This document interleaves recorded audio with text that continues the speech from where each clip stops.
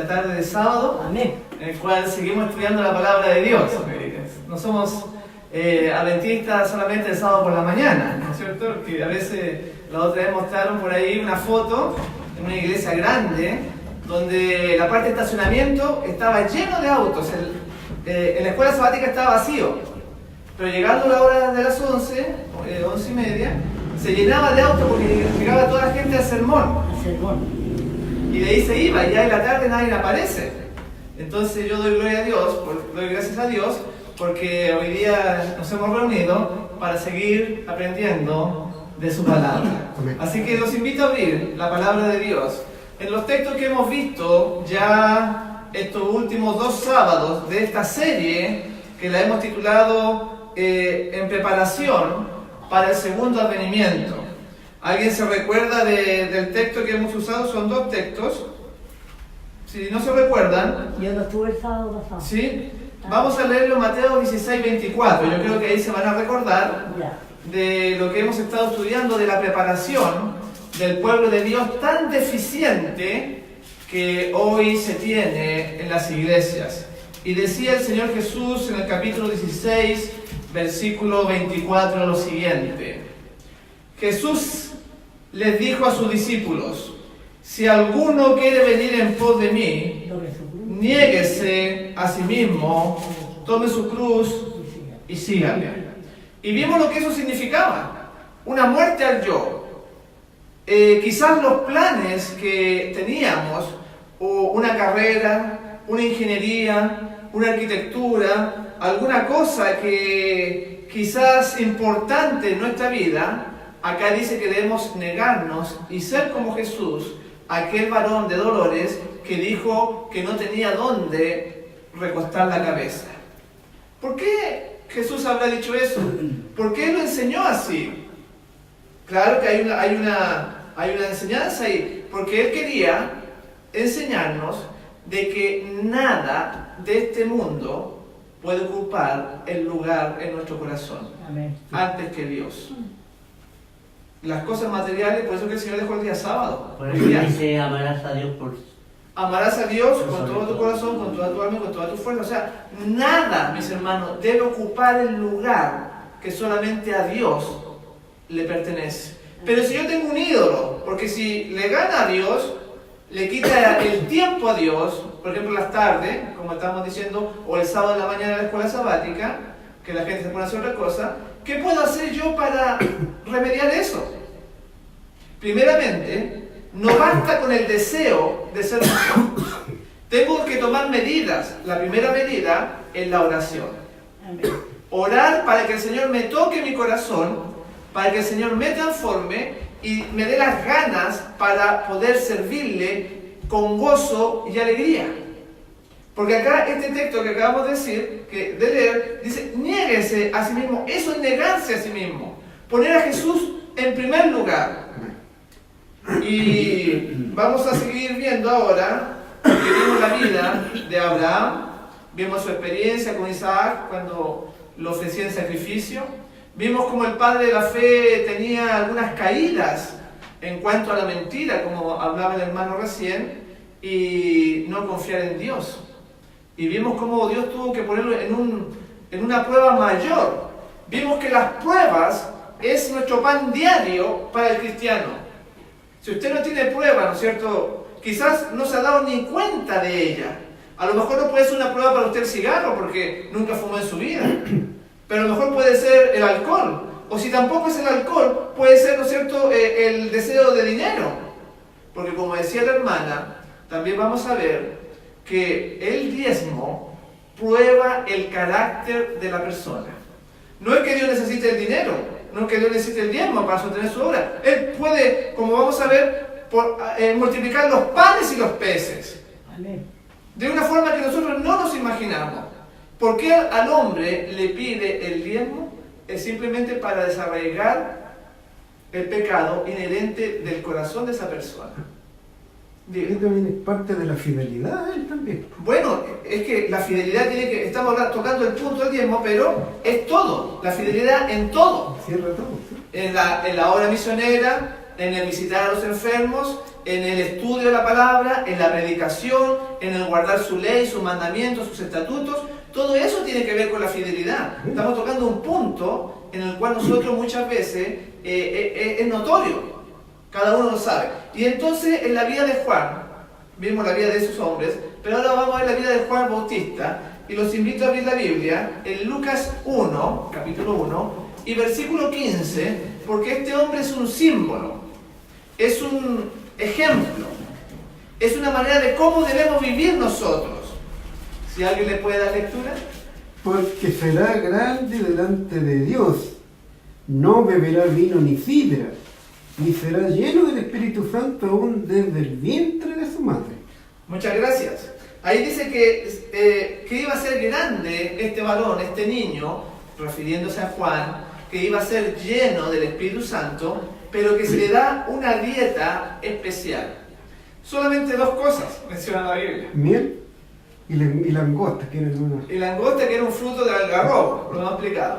Pero imagínense, es como que usted tuviera en su refrigerador, no sé, tuviera brócoli y papa, supongamos. Entonces pasa un día, come brócoli y papa, está contento. Pero al otro día, ¿qué va a comer? Brócoli y papa nuevamente. Y ya ahí no se pone tan bonita la cosa. Y después una semana comiendo eso, es como por algo los israelitas en el maná, cuando estaban en el desierto, ya empezaban como a reclamar, porque fíjense que aquí este hombre denota un dominio de sus pasiones y sus deseos. Era capaz de comer todos los días miel y langosta. Y nos vamos a dar cuenta que él deseó, ya cuando pequeño, irse él al campo. No fue obligado al desierto, no fue obligado por sus padres. Porque él había muerto al yo. Y entonces este hombre era el mayor de los profetas. Y dice en el versículo 80, dice, el niño, hablando de Juan, crecía y se fortalecía en espíritu y estuvo en lugares desiertos hasta el día de su manifestación a Israel. O sea, él quería preparar el camino a Jesús. Nosotros somos aquel Juan. Tenemos el primer Elías con Elías, el Tisbita, y el segundo Elías con Juan el Bautista. Este Juan el Bautista le viene a preparar el camino al Señor Jesús. Nos representa a nosotros. Y si ustedes quieren ver la preparación que debemos tener, tenemos que ver la vida de Juan. Y se va a dar cuenta que las iglesias, las instituciones, los hospitales, las universidades no tienen nada que ver con la preparación bíblica que nos presenta la Escritura. Ni los estadios llenos de gente. Y acá dice acerca de Juan, dice en el deseo de toda la gente, en la página 85, dice: Juan había de salir como mensajero de Yahweh para comunicar a los hombres la luz de Dios. Debía dar una nueva dirección a sus pensamientos. Debía hacerles sentir la santidad de los requerimientos de Dios. Y esa es nuestra misión. Cuando veamos estas cualidades, tenemos que aplicarlo a nuestra vida, porque esa es nuestra misión. Cambiar el pensamiento a la gente. Y para eso tengo que explicarle, tengo que predicarle, tengo que hacer un folletito, un volantito, decirle cuál es la voluntad de Dios. Porque se va a cerrar el tiempo de gracia, mis hermanos. Y no se va a cerrar hasta que el último hombre o mujer sea amonestado en la faz de la tierra. Cuando el último hombre y la última mujer sepan y tomen su decisión a favor de Dios o en contra, entonces se cierra la gracia y empieza a caer las plagas sobre el impenitente, se acaba el tiempo de la misericordia y nosotros vamos a ser responsables por la demora o el mal mensaje que debíamos comunicar. Se nos va a pedir cuenta. Va a ir otro, claro, porque esa gente va a ser amonestada, pero nosotros va a caer la sangre, si alguno se pierde, que no dijimos, sobre nosotros. Por eso dice acá que debe cambiar el pensamiento de la sociedad. En el tiempo de Juan Bautista, la codicia, las riquezas y el amor al lujo y la ostentación se habían difundido extensamente. Los placeres sensuales, los banquetes, las borracheras. ¿Se acuerdan que lo vimos el sábado pasado? Cómo todas estas cosas en los tiempos de Juan era diminuto con lo que hay hoy día, porque son millones y millones de personas en todos los continentes. Y en la página 76 dice: al preparar el camino para la primera venida de Cristo, representa a aquellos que han de preparar un pueblo para la segunda venida de nuestro Salvador. Ahí está más claro, no se puede explicar. Esa es nuestra meta, nuestra responsabilidad. Bueno, ya el blanco, nuestro nivel al cual debemos llegar es el carácter de Jesús. Y vamos a ver que todas aquellas personas que no lleguen a ese carácter no van a poder entrar en los reinos de los cielos. Porque esto no es un juego. No puede haber pecado, como lo vimos también en la semana pasada. Y mirando el pasado en las Escrituras, vamos a saber cómo es el futuro que nos espera y las cualidades que estos hombres de Dios tenían. Por algo, cuando Salomón oraba, dice que cayó en el templo, que estaba orando en el templo, dice que cayó fuego del cielo. Por algo Dios escuchó la voz de Elías cuando estaba con los profetas de Baal, porque estos eran hombres irreprochables, guardaban la ley de Dios, que hemos comentado que son los 5 primeros libros de la Biblia. Abel el justo, ya desde el inicio, esta ley, como lo vamos a ver, venía desde los inicios, incluso antes, porque fue esta ley la que quebrantó Satanás, el egoísmo. Porque la ley que Jesús nos entregó está hecha para desarraigar el egoísmo inherente del ser humano cuando nace. Cuando nacemos torcidos, nacemos chuecos, con la herencia de nuestros padres, ¿no es cierto? Que era borracho, era mal genio, o digamos egoísta, era tacaño, era flojo, no sé, alguna herencia que nos dio. Con la ayuda del Señor debemos desarraigar ese mal rasgo de carácter. Y por eso es que la preparación es tan urgente. Porque si no, no vamos a poder pasar el tiempo de angustia que viene sobre el mundo. Y este hombre fue preparado desde el vientre de su madre. Y dice en la página 76, todos los que quieran alcanzar la santidad en el temor de Dios deben aprender las lecciones de temperancia y dominio propio. Todos, mujeres, niños, hombres, todos. Las pasiones y los apetitos, dice ella, deben ser mantenidos sujetos a las facultades superiores de la mente. ¿Saben cuáles son las facultades superiores de la mente? Cuando Dios hizo a Adán y Eva, las facultades superiores de la mente dominaban a las bajas pasiones. ¿Cómo es eso? Quiere decir que la bondad, el amor, la misericordia tenían en sujeción al odio, la vanidad, la avaricia, el egoísmo. Las dominaban, las facultades superiores dominaban las inferiores. Las tenían bajo control. Las tenían bajo control, entonces tenía un carácter buenísimo, Adán. Pero del momento que pecan, cuando comen del fruto, entonces hay una inversión de las facultades superiores y ahora las facultades inferiores gobiernan a las superiores. O sea, es más fácil ahora tener orgullo, ser egoísta, pensar solamente en uno mismo, qué sé yo, todas las cosas malas. Entonces dice acá que este hombre Juan debía ser mantenido sujeto a las facultades superiores de la mente. Esta disciplina propia es esencial para la fuerza mental. Hay gente que dice que se le olvidan las cosas. Hay gente que no se puede concentrar, que le entra por un oído y le sale por el otro, pero ellos quieren aprender. Claro, porque la fuerza mental ha disminuido con los siglos y entonces tenemos una generación que débil en ese sentido. Pero acá dice que debe, por medio del dominio propio, fortalecer lo más importante con lo que nos comunicamos con Dios, que es nuestra mente. Y dice, debía tener fuerza mental y la percepción espiritual que nos han de habilitar para comprender y practicar las sagradas verdades de la palabra de Dios. O sea, yo no puedo entender la palabra de Dios si estoy, ¿no es cierto?, comiendo salchichas o comiendo cosas con hormonas. Es imposible porque mi mente va a estar embotada.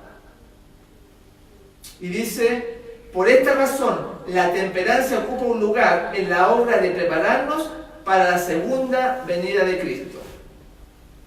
Y este hombre, como recién expliqué, él quería servir a Dios desde pequeño.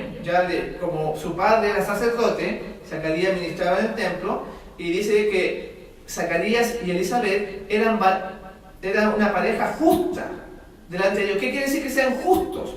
Que ellos guardaban todo. Ellos guardaban todo. Y sin embargo, Juan, como fue instruido desde pequeño, ya cuando tuvo una cierta edad, él decidió irse al desierto donde podía prepararse él en la naturaleza con Dios. Las ciudades no son hechas para la espiritualidad del ser humano. Por eso que Jesús salía a la montaña, salía al campo a meditar, se levantaba temprano, como lo vimos la semana pasada, por eso. Entonces, el hecho de estar en esta ciudad ya es un problema para nuestra espiritualidad. Es una piedra de tropiezo. Dice, fue en una región solitaria donde halló hogar, cuando Juan se fue al desierto. En medio de las colinas áridas, no tenía, y aquí viene un punto, no tenía desagüe. ¿Cómo lo haría para ir al baño?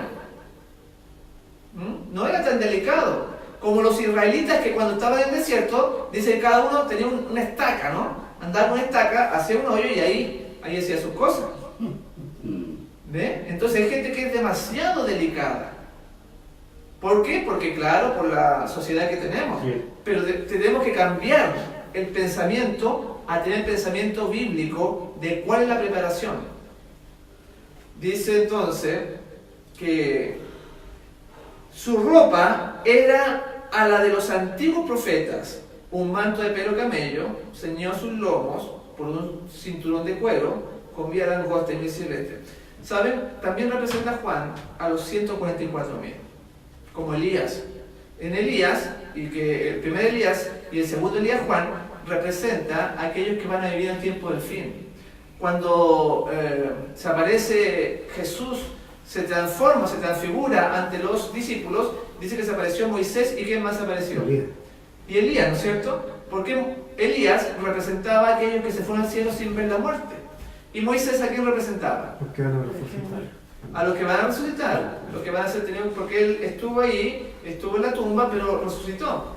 Y entonces, vean, para nosotros irnos al cielo, como Elías, debemos ser de los 144.000. No hay otra.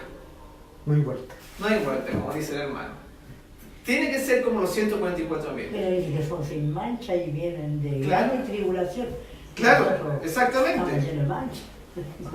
A eso vamos. Por eso que Dios quiere la purificación de nuestro corazón. Dios quiere que una entrega completa. Por eso que el sábado la gente no viene en la tarde o no viene el sábado a la mañana, no saben los tiempos en que vivimos. Que debíamos aprovechar todo este sábado para estudiar, para orar, para aprender, para poner en práctica, para crecer espiritualmente. Un sermón que nos llene, que nos enriquezca y nos haga estar más cerca de Dios. Y eso, la única forma es a través de la escritura, de la oración, del oír la Sagrada Escritura. Eso nos eleva, no hay otra cosa. No los títeres, podríamos traer títeres aquí, podríamos traer baterías para que sean mejor, podríamos traer partes especiales, pero claro, son bonitas, bueno, la parte especial musical, no los títeres, pero sí, lo que es el centro de nuestra iglesia es la sagrada palabra de Dios. ¿No dicen amén por eso? Amén. Ese debe ser el centro. Oiga, pastor, yo le quería consultar un poquito, que yo estuve yendo ahí a Quinta Normal, entonces como el pastor me vio tantas veces, llegó a mi casa. No sé cómo llegó, pero llegó a la casa. Y me dijo, quería hablar con usted, hermanita, para hacer una visita de Quinta Normal. Y yo le dije que pasara.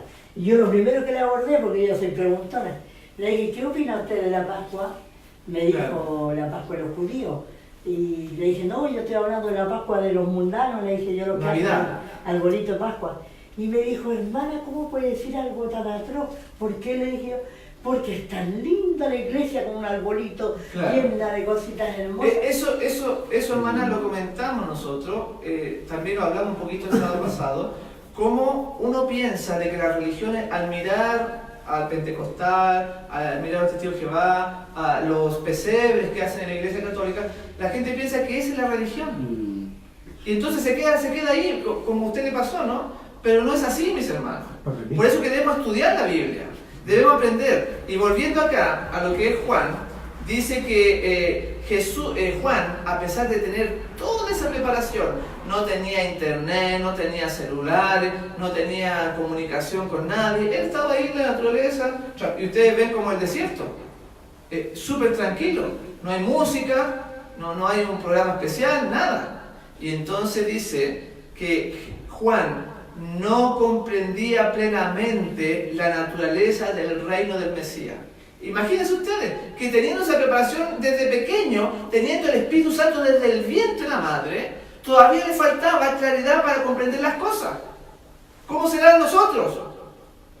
Y vamos a explicar cómo depurarnos de eso para entender un poco más. Dice, esperaba que Israel, hablando de Juan, fuese librado de sus enemigos nacionales. Tenía el mismo pensamiento que los apóstoles, que el Mesías había venido para rescatarlo claro, porque supongamos la policía aquí en Chile, supongamos acá, agarra al vecino y lo mata ahí mismo en la puerta. No había ningún respeto, no había derecho humano. Entonces a ustedes se iba por la calle y lo podían llevar presos y sin ningún pretexto y se lo llevaban para adentro.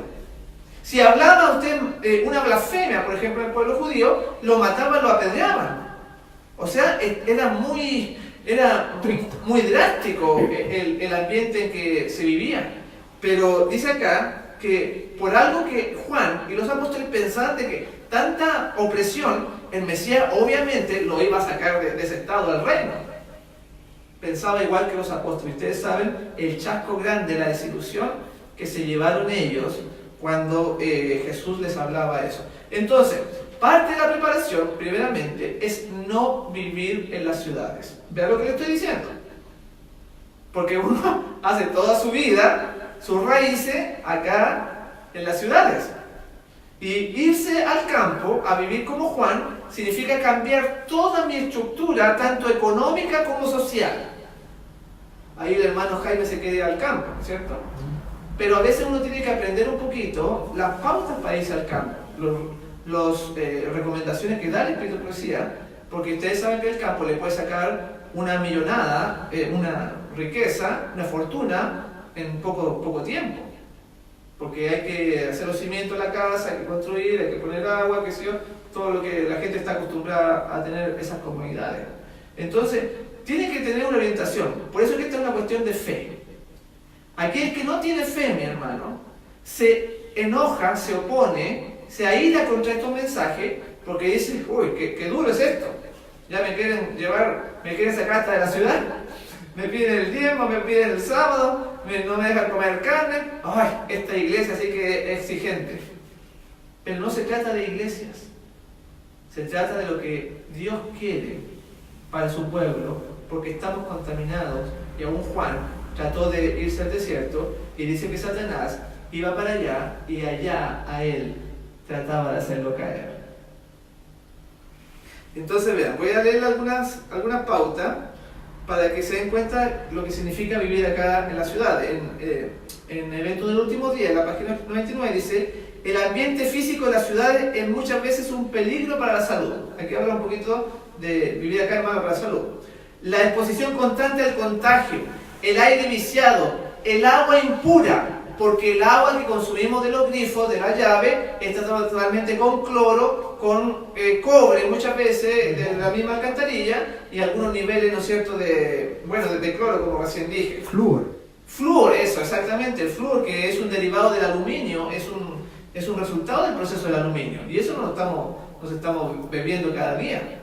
Y dice, el agua impura, el alimento adulterado, como que estuviera ella viendo nuestro tiempo. Imagínense, si ella viera, ahora, si fuera al supermercado, ¿qué diría? Porque esto lo escribió hace más de 100 años atrás. Y ahora, alimentos transgénicos, alimentos con hormonas, tomates con hormonas de cerdo, para que larga vida. Yo me sorprendo. Ahí una hermana dejó una manzana en el refrigerador. Yo me acuerdo que antiguamente, hace unos 10 años atrás, la manzana se descomponía en 2 semanas, 3 semanas. Pero ahora sigue 1 mes, 2 meses y no le pasa nada a la manzana. ¿Por qué? Porque dice que en las ciudades hay alimento adulterado, las viviendas oscuras, malsanas y atestadas de seres humanos son algunos de los muchos males con que se tropieza. No era el propósito de Dios que los hombres vivieran hacinados en las ciudades. Por eso que Dios no le puso una ciudad a Adán y Eva. La primera ciudad, ¿quién la hizo? ¿Se acuerdan? Babilonia. La hizo Caín. Ahí. Caín fue y empezó a construir. Así que amontonado en tierras y viviendas. Eso también de la oscuridad que habla acá, por ejemplo, de lugares malsanos. Por ejemplo, cuando usted duerme en un cuarto, en una pieza, donde no le entre luz, o usted siempre tiene la ventana cerrada, la luz natural del sol es antibacteriana, mata algunos microbios que andan en el aire.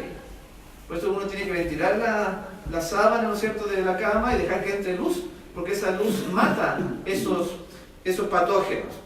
Y acá entonces dice también, en otra cita, en el Hogar Adventista, en la página 135 en inglés, dice: la vida en la ciudad es falsa y artificial. La intensa pasión por conseguir dinero. Vean, cómo Satanás ha entrampado al mundo para que la gente trabaje y no pare y siga. Le quita el tiempo. El tiempo, exactamente. Vimos la semana pasada que no tienen tiempo para orar la gente. La intensa pasión por conseguir dinero, la agitación excitatoria, porque el trabajo también como lo estresa a la gente, y la búsqueda de placeres, la sed de exhibición, el lujo, todas son fuerzas que con las grandes masas humanas desvían la mente de los propósitos de la vida, y la gente se olvida de Dios con los grandes proyectos, Ahora la gente está toda metida en... ¿Cómo? Ahora está toda la gente metida en el celular. El celular, los videojuegos. No, hasta los niños chicos, Vale. ahora los niños chicos de 4 años ya no juegan, ahora están todos metidos. Usted va en el metro y toda la gente sí. va con su celular, ¿no es cierto? Ahí Sí. nadie se mira. O de están repente ahí van trabajando. caminando y ni se fijan, Son zombies. hoy parecen zombies. Claro, se habla de los zombies Mm. tecnológicos, zombies electrónicos. Sí. Van por la escalera y van Sí, escribiendo, entonces cualquier cosa se caen. Por ahí se produce accidente porque es tanto lo que ha Sí. llegado el Oh, individualismo, digamos, la falta de visión colectiva, que la gente se aísla y son males que nosotros debemos luchar, porque en la familia también se puede dar, o en el colegio ya. Los mismos cristianos, yo veo adventistas que andan con el celular para arriba y para abajo. Exactamente. Así que miren, todo esto no es la voluntad de Dios que vivamos hacinados en tanta gente encima. Y aparte que no son ni cristianos tampoco. Sí. Imagínense con todas las cosas que debemos luchar, por eso que la preparación es fundamental. Y tenemos también nosotros que el decreto dominical que nosotros sabemos que se va a pisotear el sábado y se va a exaltar el domingo, cuando en los Estados Unidos de Norteamérica se dé ese decreto que obliga a guardar un falso día de reposo, si no hemos salido antes, ya es la última señal para irnos. ¿Sabes que yo cuando fui hace como 5 años atrás a Mendoza, allá me extrañó que casi todos los negocios estaban cerrados los días domingos? Sí, porque hay algunos estados que ellos ya no abren los domingos, pues. no a nivel No. nacional como país, Sí. pero sí ya como estado. Así que cuando nosotros veamos eso, ya va a ser, si no podemos salir ahora, ya ahora deberíamos salir, Sí. pero si no podemos, esa va a ser la última. Mm. Cuando ustedes vean eso, hay que agarrar las maletas Sí. y irnos, o así nomás, irnos para afuera. Sí. Pero sí tenerlo presente Mm. de lo que debemos, de Sí. lo que el pueblo de Dios debe hacer. Porque algunos andan como pajaritos y no tienen idea de lo que está pasando. Sí. No conocen los tiempos. No. El Señor Jesús dijo, miren las nubes, vean los arreboles, vean ustedes, cuando ven eso ustedes dicen que va a llover. Y dicen bien. ¿Cómo entonces no puedes ver las señales de los tiempos? ¿Por qué? Porque estamos la mente atrofiada con la comida, con lo que vemos, con la televisión, con las películas, con todas esas cosas. La mente se atrofia con las malas conversaciones quizás que tenemos con nuestra familia, en el colegio, quizás los alumnos, los pequeños estudiantes, que esos muchachos no le van a hablar de Jesús. Los profesores no le van a hablar de Jesús. Reggaetón. ¿Ah? Los chicos pegados en el reggaetón. En el reggaetón. Claro, porque Decía- Satanás ha agarrado Sí, a la sociedad sí, con leyes da en los pena. colegios. Desde pequeño nos enseñan humanismo. Hoy sí, me da pena ver esos niños chicos, aparte Pero que miren, las canciones de los Da brasileños. pena. Miren lo que va a pasar. Muchos seres humanos de todas las naciones y de todas clases, grandes y pequeños, dice Apocalipsis, ¿se acuerdan? Ricos y pobres, negros y blancos, serán arrojados en la más injusta y cruel servidumbre. Ustedes van a ser esclavos. Los que se queden en la ciudad, cuando salga eso, los poderes globales, lo van a hacer ustedes esclavos, la servidumbre. Los amados de Dios pasarán días penosos, los que se queden acá.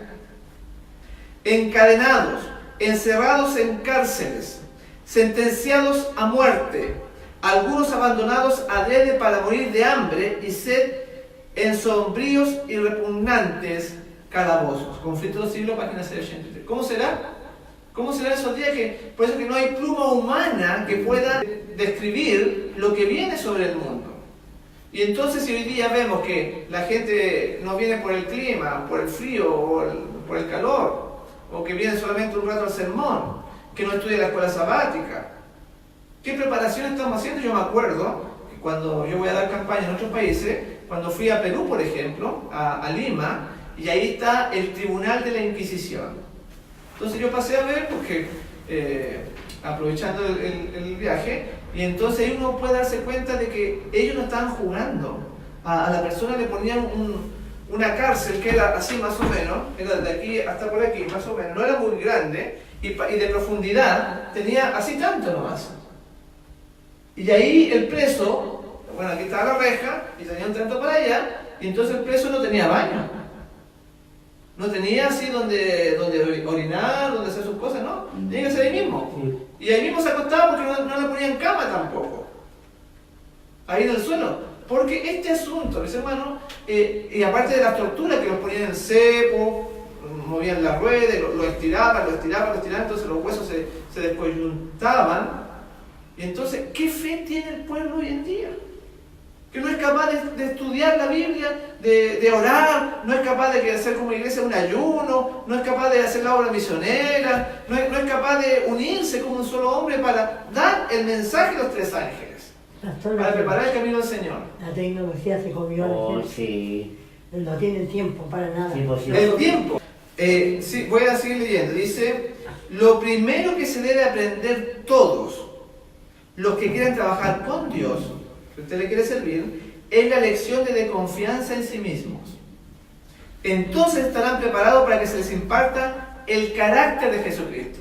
O sea, desconfiar en sí mismo significa poner a prueba lo que he aprendido hasta este punto y poner todo a la palabra de Dios. Compararlo con la palabra de Dios. ¿Está bien mi conducta? ¿Está bien mi hábito? ¿Celebro la Navidad? ¿No la celebro? ¿Los cumpleaños? ¿Qué sé yo? La vestidura, como recién decían ahí, que Juan se vestía con pelo de camello, a la usanza de las vestiduras antiguas, como la de Elías. Los profetas Elías y Juan se vestían con pieles. ¿Saben ustedes que los 144.000 usted lo va a poder identificar al verlo físicamente? Porque ellos no van a estar vestidos como... Con terno, corbata. Con terno y corbata, no, así como estamos vestidos acá, no van a estar así. Túnica. De ropa. Hay tres tipos de ropa solamente en la Biblia, que es El lana, lino. lino y el cuero, o las pieles en este caso. Y entonces parece que va a ser literalmente porque Dios cuando creó al hombre le puso túnicas. Claro. Y este hombre le puso túnicas de pieles. Y entonces, como el reparador de portillo, Elías volvió a la vestidura, incluso hasta en eso, volvió a la vestidura de Adán. Y por lo general se usaba el lino, que era la ropa más común. El nylon no se puede usar, dice Dios. No, la mezcla, porque la palabra de Dios prohíbe las Mezcla. mezclas en la Por bueno, ejemplo, lana Sí. con acrílico. No puede O los ser. cueros de animales que muchos usan. claro, pero supongamos que hoy día la gente dice, pero ¿cómo lo vamos a hacer? Sí. No hay voluntad, se empieza a quejar, la gente nos está enseñando que debemos cambiarnos la ropa ahora. La gente, porque significa una muerte al yo. Es negarse a uno mismo, y eso es lo que más cuesta. Por eso decía, hay gente que tiene proyectos de arquitectura, otros ingenieros civiles, y grandes proyectos, pero que no van a la par con la enseñanza que Dios quiere para nuestros niños. Pastor, yo le hablo a mi gente, a mi familia, y le digo, a mi hija le dije, a mi nieta, de que un marcado con estas cosas que se hacen tatuajes, Oh, sí. no echarán al reino de los No, cielos. pues sí. Ahí tiene usted un caso de tatuaje. Ayer lo justo el Porque la pecado. palabra de Dios lo Sí, prohíbe, ¿me entiendes? Lo prohíbe. El Ah. Señor no quiere porque obviamente tiene sus consecuencias Sí. a la sangre, la tinta es absorbida por la piel, hay distintos tipos de enfermedades. Mm. Pero basta que el Señor lo diga y uno debiera acatarlo, aunque no sepa las consecuencias. Claro. Eso es fe. Cuando Jesús le habló al centurión, le dijo, di la palabra, le dijo el centurión, y yo sé que mi siervo va a sanar. No sé cómo lo vas a hacer tú, Señor, pero yo sé que tú lo vas a lograr. Eso es fe. Es fe. Y el Señor dijo, no he encontrado tanta fe como en este centurión Lo en he el pueblo de visto, Israel. lo he visto. Aparte, hoy. Vean, por eso que Sí. debemos morir a esas cosas. En este caso, la vanidad. Lo que ustedes están poniendo el Sí. caso de los tatuajes, eso es vanidad. Sí. Miren lo que dice acá. En la página 215 le dice a otra gente. En los apóstoles de nuestro Señor no había nada que les pudiese reportar gloria. O sea, usted no puede venir a la iglesia a buscar gloria de los hombres. No. Era evidente que el éxito de sus labores se debía únicamente a Dios. Siempre ha sido el propósito de Dios quedar en claro que Él da la bendición. Por ejemplo, con Gedeón. Gedeón era un ejército grande, dijo no, que se vayan. Y quedó con 300 Gedeón. Y aún con 300 él ganó. ¿Por qué? Porque Dios lo respaldaba. Siempre ha sido el propósito de Dios demostrar de que es Él quien da la victoria. Amén. Es Él quien da la bendición. No es tu brazo, no es tu trabajo, no es tu carrera de ingeniería. Es Dios. Y entonces dice acá que la vida de estos hombres, el carácter que adquirieron y la poderosa obra que Dios realizó mediante ellos, atestiguan lo que Dios hará por aquellos que reciban sus enseñanzas y sean obedientes. Simples hombres, pescadores, gente que no tenía muchos estudios, y miren la obra que se hicieron, trastornaron el mundo entero. Y dice, el que más ame a Cristo hará la mayor suma de bien. Si usted dice ser seguidor de Jesús, si usted se bautizó, si usted es discípulo del Maestro, debía entonces y mostrar su amor con las cosas que está haciendo. El que más lo ama, más obra en su favor. Y vemos tristemente como la iglesia nadie se preocupa por los demás. Y entonces dice acá, el que más ame a Cristo hará la mayor suma de bien. No tiene límite la utilidad de aquel que, poniendo el yo a un lado, ahí está la clave, poniendo el yo a un lado, deja obrar al Espíritu Santo en su corazón. Yo tengo que permitirle que Él me impresione.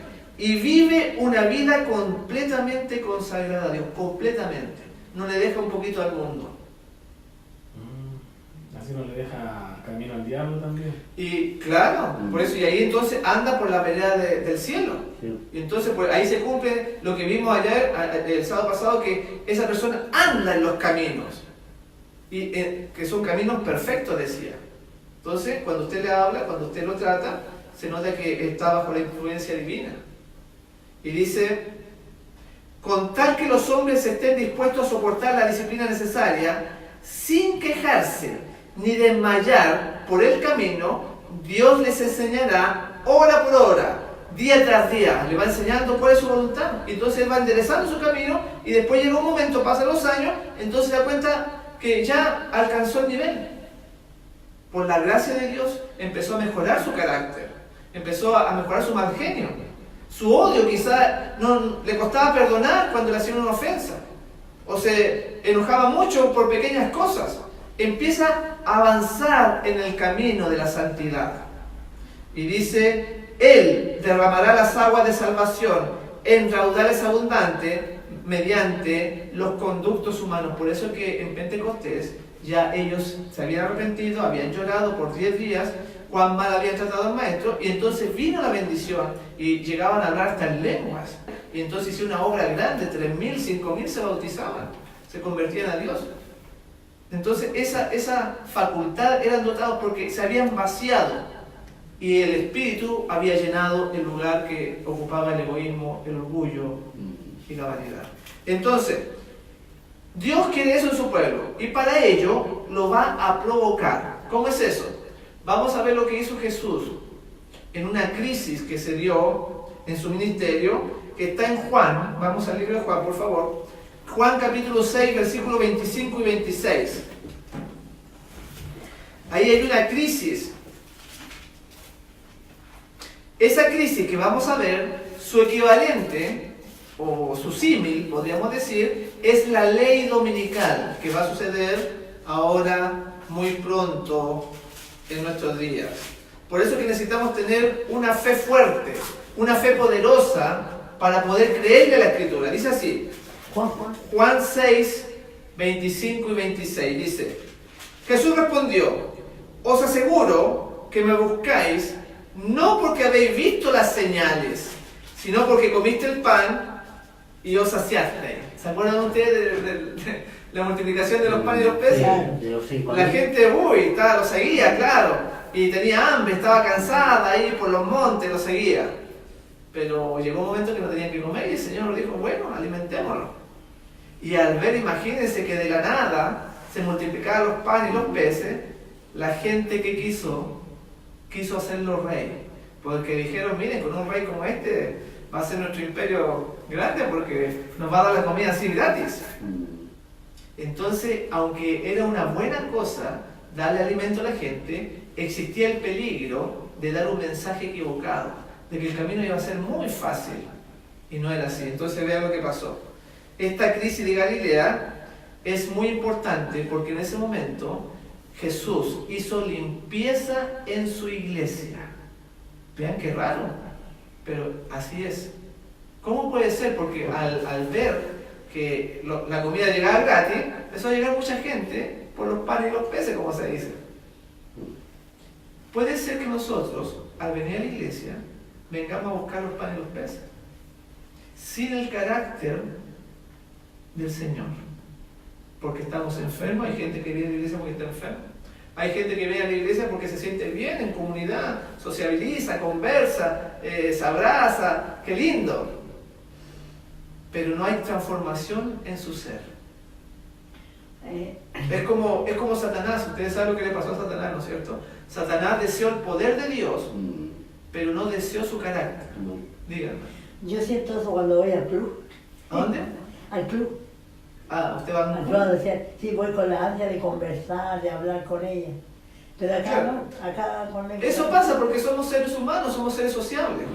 Que es parte, la iglesia es parte de compartir, claro que sí, ser amistosos, saludarse, pero cuando no hay conversión, cuando no hay cambio y abandono al pecado, se transforma en un club social.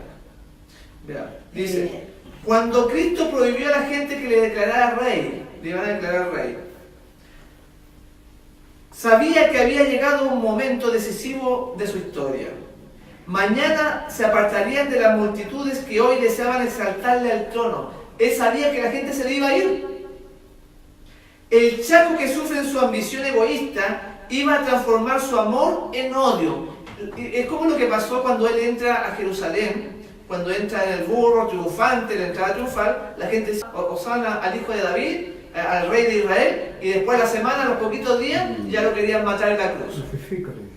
Estaban gritando, crucifícale ahora. ¿Cómo somos nosotros con las cosas de Dios? A veces estamos bien, animosos, deseamos orar, y después la otra semana andamos por los suelos. Ni siquiera consideramos las cosas de Dios. Esa es la inestabilidad, el hombre fluctuante que varía para allá, un día sí anda bien, otro día anda deprimido, qué sé yo, no quiere nada con Dios.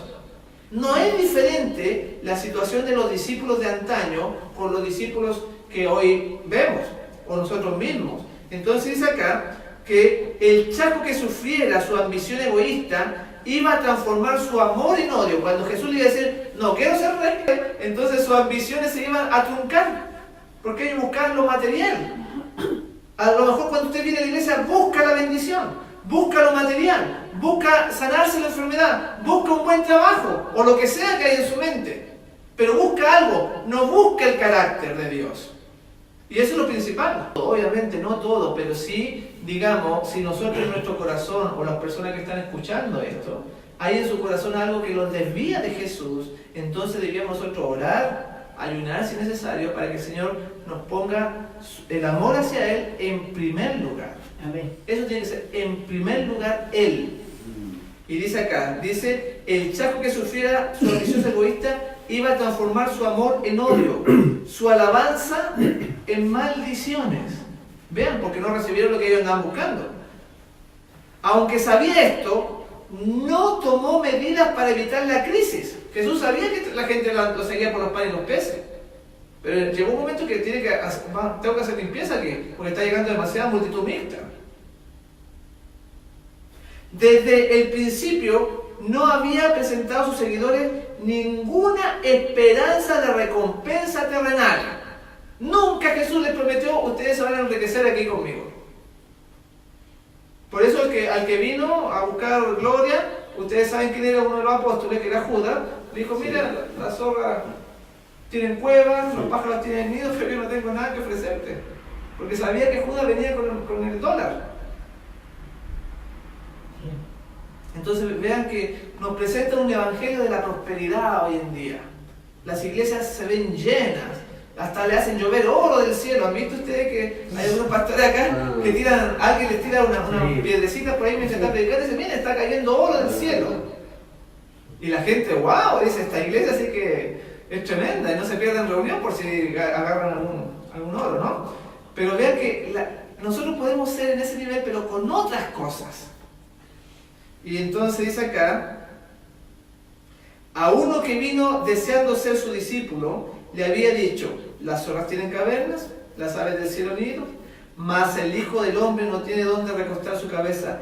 Si los hombres pudiesen haber tenido el mundo con Jesús, multitudes le habían tributado fidelidad.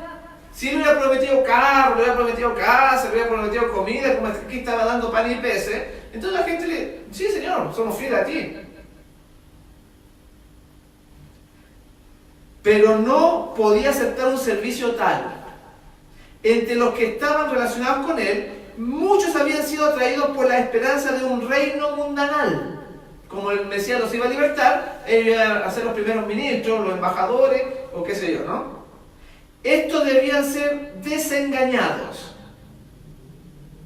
La profunda enseñanza espiritual que había en el milagro de los panes no había sido comprendida.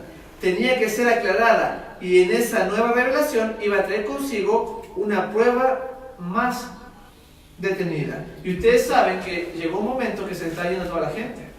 Y el Señor Jesús le dijo a sus apóstoles, les dijo, ¿ustedes también se quieren ir? Imagínense la iglesia de miles, ¿no es cierto? Ya esta palabra es muy dura, dijeron ellos. Y el Señor Jesús le dijo, ¿sí, también se quieren ir? Les preguntó, tuvo que preguntarle. Y ahí salió Pedro, ¿no es cierto? Con su fe dijo, Señor, ¿dónde iremos? Tú tienes palabra de vida. Y Pedro sería un poco inestable y todo, pero lo hacía de corazón. Claro. Él amaba a Jesús. Dice que la gente que seguía a Jesús no se habían de obtener recompensas terrenales en esta relación con Él. Si usted busca a Jesús, búsquelo porque lo ama, porque Él le da la salvación. Amén. Pero no espere recompensa terrenal. No. Claro, Dios es misericordioso, si lo quiere bendecir, amén, gloria a Dios. Pero nuestro corazón no debe estar en la iglesia por eso, por recibir cosas. Dice, habían dado la bienvenida a su poder de obrar milagros. Estaban contentos porque imagínense un jefe, un líder que sanarse la enfermedad, estaban contentos. Estaban ávidos de verse libres de la enfermedad y el sufrimiento, pero no podían simpatizar con su vida de sacrificio propio. Y Él es nuestro ejemplo, mi hermano. Él es nuestro ejemplo, su vida, su manera de vestirse, su carácter. Cuando vimos la semana pasada que cuando veía a un pobre, él no comía y le daba su comida al pobre. Esa vida de sacrificio también existe en la palabra de Dios. Dice, no les interesaba el ministerio del reino espiritual a ellos, del cual les hablaba. Los que no eran sinceros, los egoístas que le habían buscado, no le deseaban más. Si él no quería ser rey, ellos no querían nada con Jesús. Si no querían consagrar su poder e influencia a obtener la libertad de los romanos, no querían tener nada que ver con él. Así que debemos realizar cambios por amor a Dios. Esta preparación es porque Dios nos muestra lo que viene a futuro, lo que vamos a tener que pasar. Y esa preparación tiene que empezar ahora ya. No podemos seguirla postergando, haciendo que todos los demás hagan las cosas menos yo. Tengo que ponerme en el lugar que me corresponde en la viña del Señor. Y eso es lo que falta la fe. La fe para creerle a la Escritura. Porque yo cuando le creo, actúo. No le creo. Es una teoría, es muy bonito, pero por algo el Señor dijo que todo lo que fue se volverá a repetir. Dios nos está mostrando el pasado, porque así como Él hizo limpieza, el Señor va a hacer limpieza, pero con el día sábado, con su ley. Todos los que le sirven y al que no le sirve. Por eso que tenemos ejemplos en la Biblia. Mire, vamos a ver Mateo 26:52. En Mateo 26:52 son cosas que nos van a ayudar a fortalecer nuestra fe en la palabra del Eterno. Habla de aquellos que usan armas. Que una hermana me preguntó allá de Chicago, me dijo, ¿es bueno tener armas o no? Como cristianos. Porque en Estados Unidos se usa mucho la pistola, los rifles, los bazookas y todo eso, ¿no? Dice ahí, en Mateo 26:52 dice, entonces Jesús le dijo, vuelve tu espada a su lugar, porque todos los que tomen la espada, a espada, ¿qué dice? Perecerán. Total, en el pasaje no me acuerdo en qué evangelio de Jesús le dice el que no lleve bolsa y el que tenga espada que tome su espada, si no véndala y cómprese una. Claro. ¿A qué se refiere ahí? Claro, justamente la hermana me citó eso. Y entonces habían dos discípulos que dijeron, maestro, aquí tenemos esta espada y esto, ¿cierto? Y él que le dijo, basta. Ustedes entendieron mal el asunto. Entonces Porque cuando ellos lo agarran literal, el maestro le dice, no, momentito.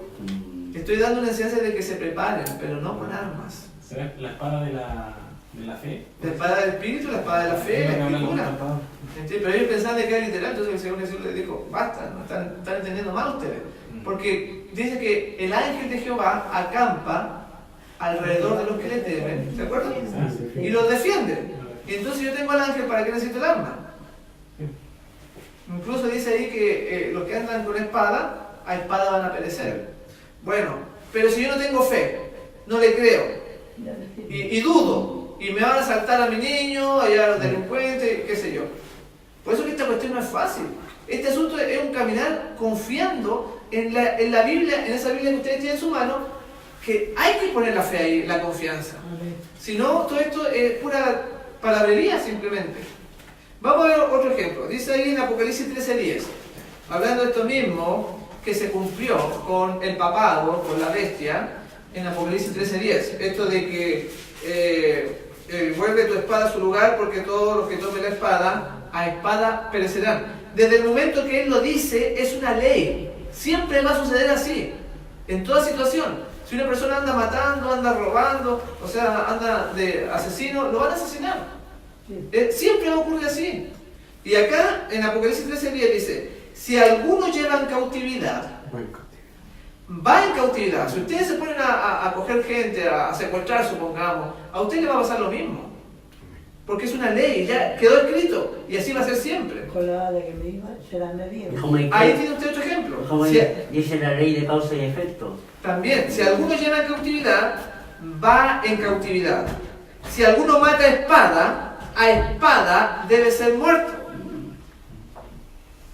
Y ahí donde lo vimos que sucedió esto de llevar cautividad con el papado, porque el papado, como encerraba a la gente en las prisiones, en la Edad Media, los torturaba, entonces llevaba cautiva a la gente, pero después con el general Berthier, el papado fue llevado en cautividad, se cumplió. El mismo ahora fue llevado preso, como él ponía preso a la gente, ahora el papado, porque esta palabra es real, mis hermanos. Se devolvió. Si pudiéramos tener visión espiritual, podríamos ver de estas páginas de este libro fuerzas que están ahí, que Dios las puso, que esta es la palabra eterna. Sí. Y todo lo que está escrito aquí se va a cumplir al pie de la letra. Todos los consejos. Y si el Señor dice que viene un gran tiempo de angustia, que el Señor dice que debemos tener el carácter de Jesús, que debemos ser parte de los 144.000, tiene que ser así. Porque dice, esta palabra, yo no voy a juzgar a nadie, la palabra te va a juzgar. Entonces, más claro no se puede enseñar. Vamos a ver el caso de Esther 9.1. Vamos a ver el caso de Amán, de los judíos, de la reina Esther, porque primero vamos al Salmo 7, perdón, vamos al Salmo 7, vean lo que dice ahí, el 14 al 16. A ver si la hermana María lo puede leer. ¿Salmo 7? Sí, del 14 al 16. Espera. Aquí no encuentro el Salmo 7.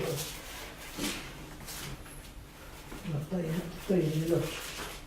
Ahí habla una gran verdad y vean que es una profecía, pero que está en los salmos. Léalo bien fuerte, por favor.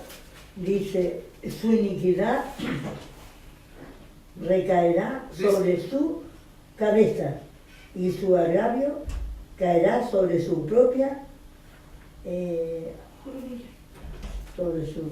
coronilla. Gracias. Es que veo. Yo lo voy a leer de nuevo. Dice, he aquí el impío concibió maldad. Vean, todo aquel que es malo, que es impío, va a concebir maldad, dice. Se preñó de iniquidad y dio a luz engaño. Pozo acabado y lo ha ahondado. En el hoyo que hizo, caerá. Su iniquidad se volverá sobre su propia coronilla. Y por eso es que nosotros no debemos ser malos con nadie. Porque la vida nos va a devolver esa maldad que uno le hace daño a una persona. Bueno, para usted se lo olvida, va a pasar un mes, un año, pero esa maldad que usted le hizo, usted se la van a devolver. Como a Jacob. Ustedes ven que Jacob engañó a su padre y después a Jacob lo engañaron no sé cuántas veces. Claro. Como dice Gálatas 6:7. Lo que usted sufrió, eso va a cosechar. Y eso, pero lo estamos leyendo, pero muchos de nosotros que tenemos edad, nos damos cuenta de que es una regla que siempre se cumple. Porque hemos alcanzado esa confianza en la palabra de Dios. Yo lo tengo más que claro eso. Entonces dice acá, en el hoyo que hizo caerá. Claro. El impío, ¿no es cierto?, que te va a tender una trampa, él mismo va a caer ahí. Y eso fue lo que le pasó en el caso de la reina Esther y Mardoqueo, como los enemigos de Dios quisieron matarlos en un día, en la horca, y Amán fue el que cayó en la horca. Con toda su familia. Con toda su familia, con su esposa Ceres. Y entonces se cumplió la palabra de que en el hoyo que hizo, él caerá. Su iniquidad se volverá sobre su propia coronilla. Sobre él. Por eso, hermanos, que debemos ejercer la fe. Las reuniones que tenemos es para fortalecer nuestra fe. Amén. Y creer de corazón que nazca en nosotros ese milagro, y entonces puede hacer cambio para que nuestra vida, nuestra conducta sea Cristo el que tome el control de lo que hacemos, de lo que pensamos, de lo que vivimos. Dios nos ayude, y por eso que estamos haciendo esta serie de temas, ya este es el tercer tema, de esta serie que se llama Preparados para la segunda venida. Dios nos ayude. El Señor Jesús le bendiga. Si usted desea, puede solicitar este u otro material gratis al correo de email marcopozocl@yahoo.com o a fenaccionministerio@yahoo.com, y gustosamente le enviaremos el material solicitado. Que Dios le bendiga.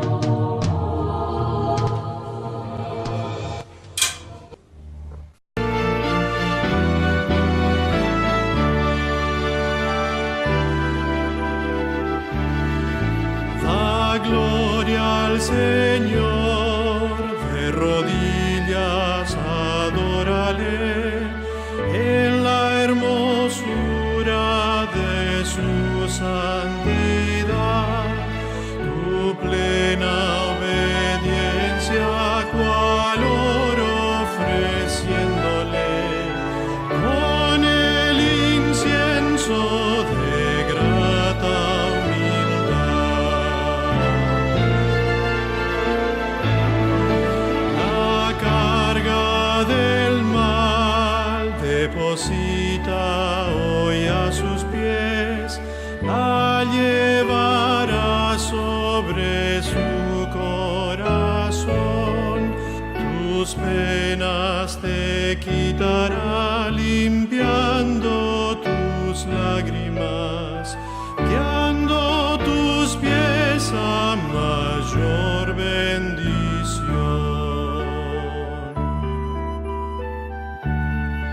En sus santos atrios a donde convídate, aunque eres pobre no temas entrar, la firme constante fe y el puro sencillo amor Dales ofrendas, pon sobre el altar.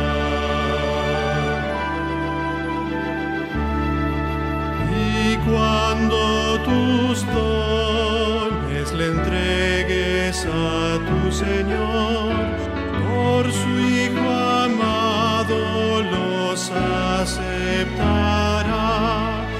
y tras noche luz